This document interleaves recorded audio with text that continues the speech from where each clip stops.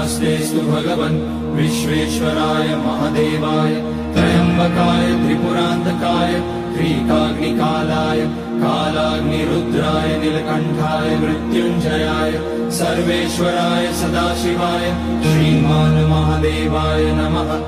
ॐ नमः शम्भवाय च मयोभवाय च नमः शङ्कराय च मयस्कराय च नमः शिवाय च शिवतराय च।